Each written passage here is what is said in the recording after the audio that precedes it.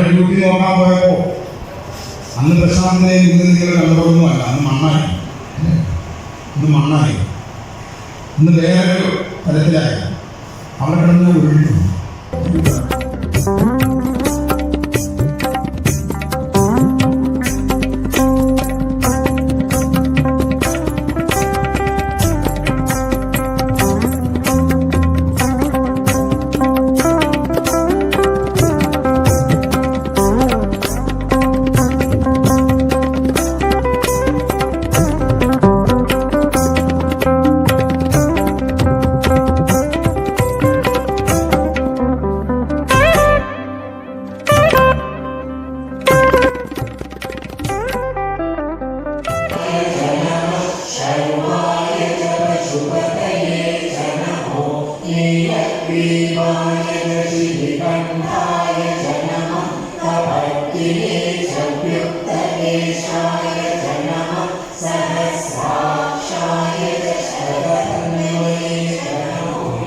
എന്റെ ഭാര്യയ്ക്ക് ശിവവിശ്വദർശനത്തിയിരിക്കുന്നു.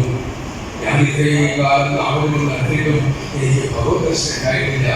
എന്റെ ജീവിതം പാഴാക്കാനുള്ള അല്ല, എനിക്ക് ഭഗവാന്റെ ദർശനം കിട്ടുമെന്ന് വിജയക്കൃതി തീവ്രമായി മാതൃകൊണ്ട് കുട്ടിയുടെ കയ്യിൽ മൂടി വെച്ച് ആ പിന്നീട് ചരിത്രം രേഖപ്പെടുത്തിക്കാം.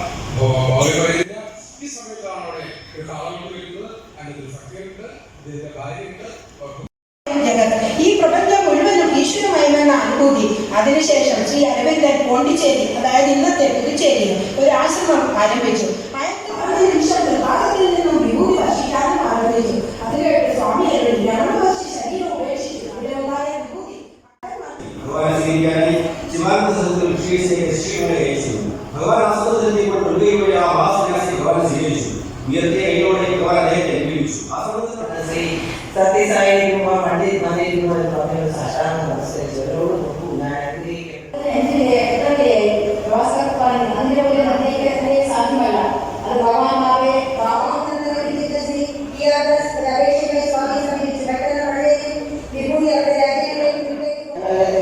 ആശ്രമം ക്ഷമിക്കുന്നു. അത് പോകരുതേ, നാട് മുഴുവൻ വന്നു.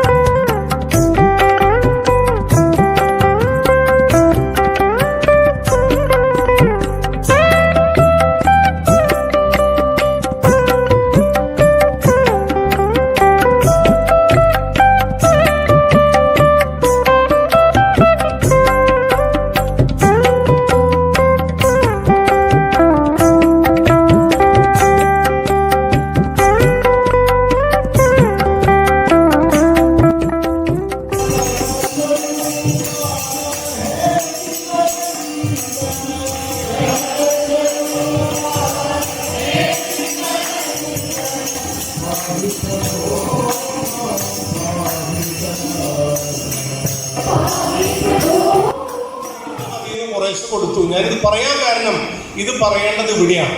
കാരണം ഇവിടെയാണ് എൻ്റെ ഉദി മഹാത്മ്യം സംസാരിക്കാൻ നിശ്ചയിച്ചത്. ഈ പറഞ്ഞു വന്നതിൻ്റെ താല്പര്യം, ഇവിടെ ഭഗവാന്റെ അനുഗ്രഹം ഓംനി പ്രസന്റാണ്. സ്വാമി ഇവിടെ നിറഞ്ഞു നിൽക്കുക.